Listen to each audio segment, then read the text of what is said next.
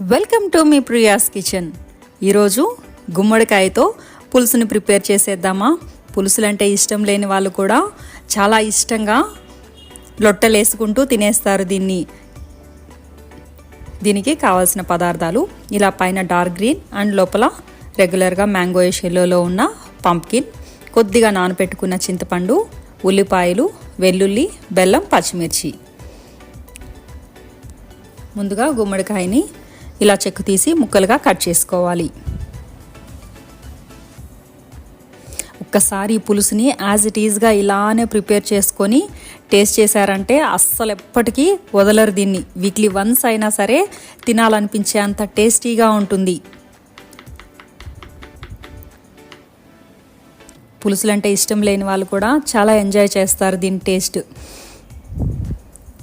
ముందుగా కడాయి పెట్టుకొని ఆయిల్ వేసుకొని ఆవాలు, జీలకర్ర, మెంతులు, పావు టీ స్పూన్ మెంతులు అయితే సరిపోతాయి.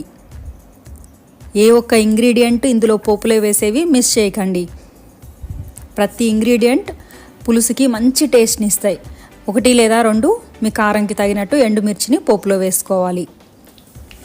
వెల్లుల్లి రెబ్బలు కంప్లీట్గా ఒక హోల్ వెల్లుల్లిని ఒలిచేసి ఇలా వేసేస్తున్నాను డైరెక్ట్గా.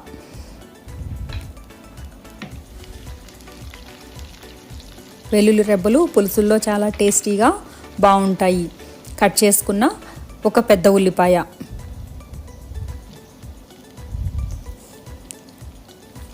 ఉల్లిపాయ ముక్కలు ఎక్కువ ఫ్రై అవ్వాల్సిన అవసరం లేదు. 50% కుక్ అయితే పులుసుకి సరిపోతుంది.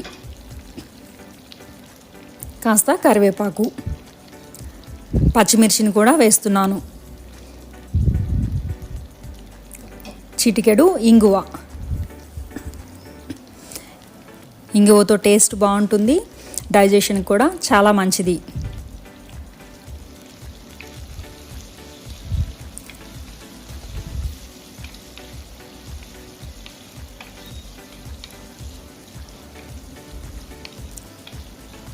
కాస్తంత పసుపు,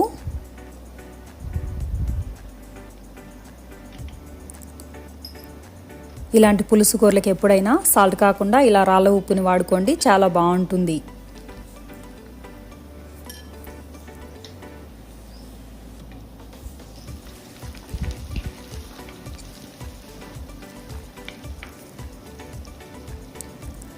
కట్ చేసి పెట్టుకున్న గుమ్మడి ముక్కలను కూడా యాడ్ చేసేస్తున్నాను.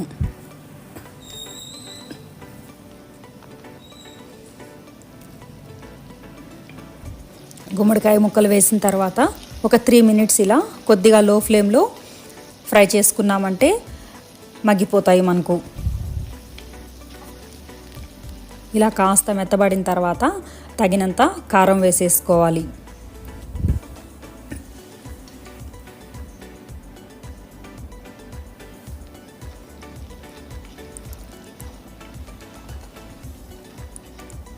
కారం కాస్త ముక్కలకు పట్టిన తర్వాత నేను తీసుకున్న గుమ్మడికాయకి అయితే 1/2 నిమ్మకాయ అంతా చింతపండు అయితే సరిపోతుంది. ముందుగా నానబెట్టుకున్నాం కాబట్టి గుజ్జును పిండేసుకొని రసం మాత్రం యాడ్ చేసేస్తున్నాను.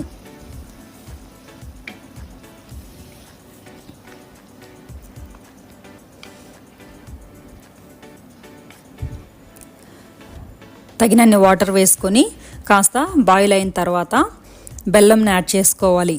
ఈ పులుసుకి బెల్లం అనేది చాలా కీ ఇంగ్రీడియంట్. బెల్లం వల్ల టేస్ట్ అసలు ఎక్స్ట్రాడినరీగా ఉంటుంది.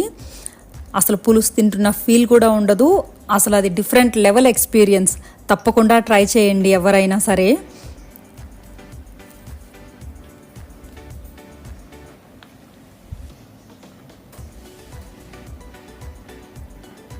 పులుసుల్లో కారంలో బెల్లం ఇష్టపడిన వాళ్ళు కూడా చాలా ఇష్టంగా తింటారు దీన్ని.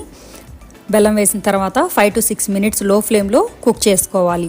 చివరగా కొత్తిమీరతో గార్నిష్ చేసేసుకుంటే యమ్మీ గుమ్మడికాయ పులుసు రెడీ అయిపోయింది. మీకు నచ్చితే చిటికెడంతా ధనియాల పొడిని కూడా వేసుకుంటే గ్రేవీ కన్సిస్టెన్సీ కాస్త థిక్గా వచ్చి బాగుంటుంది, ఫ్లేవర్ కూడా. తప్పకుండా ట్రై చేసి ఎలా ఉందో కామెంట్ చేయండి. Don't forget to like, share, subscribe. Thank you for watching me Priya's kitchen.